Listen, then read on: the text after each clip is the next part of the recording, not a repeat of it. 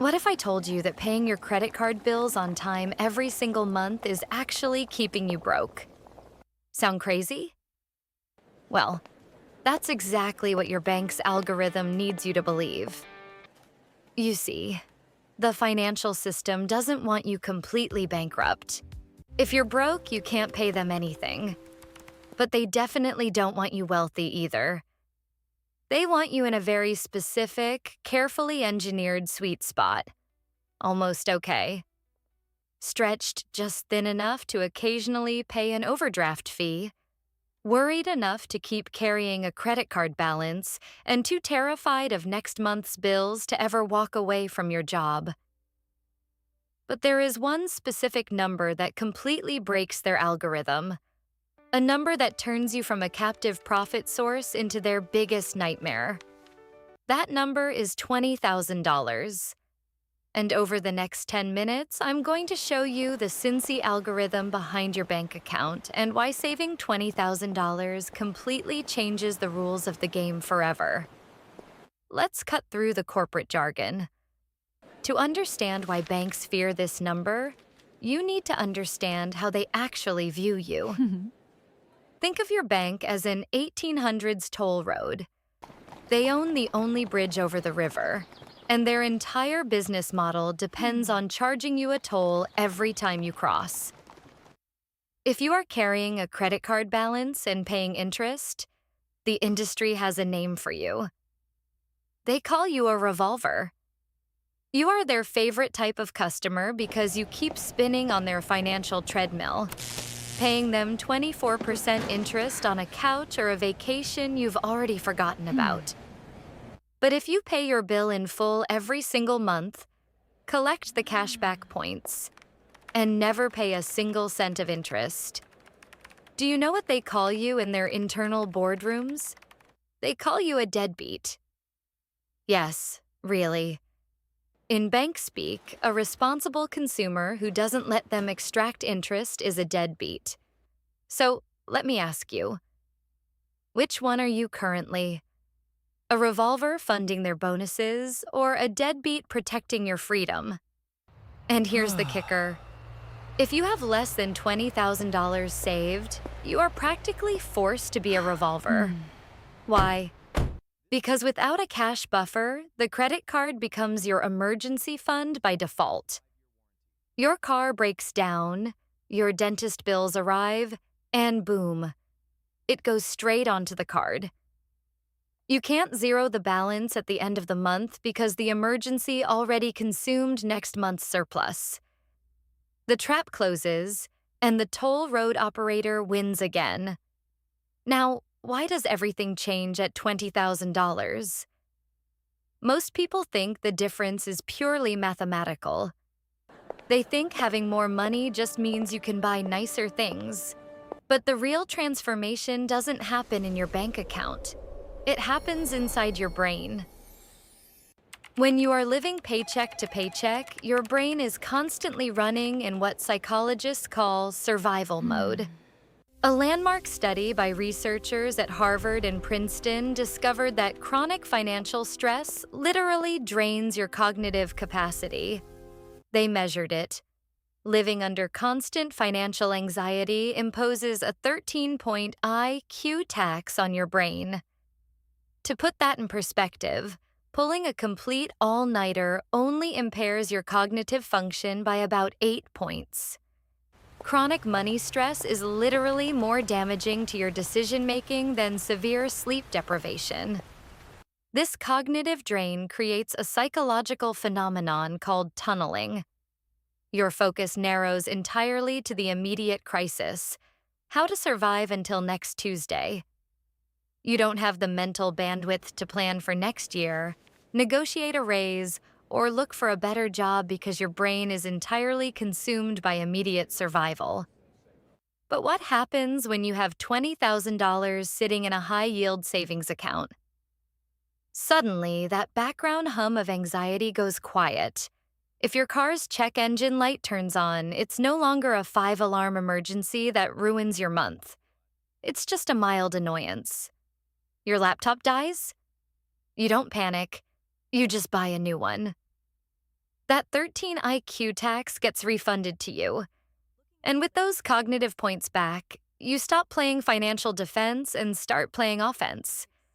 You stop asking, how do I survive, and start asking, how do I grow? Let's talk about the math, because this is where the momentum shifts. Think of wealth building like pushing a heavy boulder up a hill. Getting it started is brutal. You are straining, sweating, and making almost zero visible progress. But once you get it over the crest, gravity starts working for you. $20,000 is that turning point where your financial boulder finally crests the hill. Let's run a quick, realistic scenario. Suppose you are saving $1,000 every month and earning an 8% return on your investments.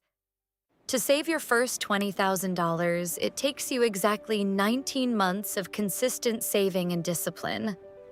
It's slow, it's grindy, and frankly, this is where most people quit because they don't see the magic happening yet. But how long does it take to save your second $20,000? It doesn't take 19 months. It only takes 17 months. Why? Because you did nothing different. You saved the exact same $1,000 a month. You took the exact same market risk, but you shaved 2 full months off the timeline simply because your first $20,000 was working alongside you, compounding in the background. Now, let's fast forward. Once your portfolio hits $400,000, generating your next $20,000 doesn't take 19 months. It takes just 5 months. The same amount of money that took nearly 2 years of grinding initially now happens completely on autopilot while you sleep. Are you beginning to see how the system is rigged? The hardest part is always the start. But once you build the base, the acceleration is unstoppable. But the biggest shift that happens at $20,000 isn't even about the compound interest. It's about your relationship with your employer. When you are living paycheck to paycheck, you are essentially trapped. If your boss is toxic or your work environment is destroying your mental health, you have to stay and smile. You are in a catastrophically weak negotiating position because you need that next paycheck more than they need you. Let me tell you about Claire. Claire worked in marketing for 8 years in Atlanta. She was brilliant and consistent, but she worked under a manager who was completely exhausting. He took credit for her projects, dismissed her ideas in meetings, and passed her over for promotions she had clearly earned. Claire knew she deserved better, but she had a mortgage, a kid in daycare, and only $6,000 in savings. She couldn't risk a single week of unemployment. Her manager had leverage over her, simply because he knew she couldn't afford to walk away. Then, Claire inherited $18,000 from her grandmother. She added it to her savings, bringing her total cushion to $24,000. Within 90 days, Claire applied to other companies, got 2 offers, and resigned. The moment she turned in her resignation, her old company panicked and offered her a 23% raise to stay. She turned them down because her new role was better. But notice what happened here. Claire didn't get smarter in those 90 days. She didn't get new credentials. What she got was outside option value, the psychological superpower of being non-desperate. And non-desperation is a currency that employers can sense from a mile away. When you have $20,000, you have what I call walking away money. You don't have to be confrontational. But knowing you can quit and survive for months changes your posture. You speak differently, you stand taller, and you negotiate from strength, not fear. And once your posture changes, the system actually starts charging you less. Let's look at Ryan. Ryan is 34, earning $68,000 a year after taxes. he clears about $700 a month on a good month. He spent years stuck with just $4,000 in savings because every minor emergency would instantly wipe out his progress. But Ryan decided to change the sequence. He opened a high-yield savings account at a completely different bank. Different app, different login. He automated a $500 monthly transfer to land the day after his paycheck hit, so he never even saw the money. By month 20, Ryan crossed the $20,000 mark. And the moment he crossed it, a domino effect of leverage unlocked in his life. Number 1, credit score boost. Because he had a cash buffer, he stopped carrying a balance on his credit cards between paychecks. His utilization dropped from 42% to 9%, and his credit score jumped 31 points in 2 months. Number 2, refinancing victory. With his new credit score, Ryan called his auto lender and refinanced his car loan. The interest rate dropped 1.9 percentage points, saving him $1,240 in interest with just one phone call. Number 3, insurance optimization. Because he had $20,000 in cash, he could afford to raise his car insurance deductible.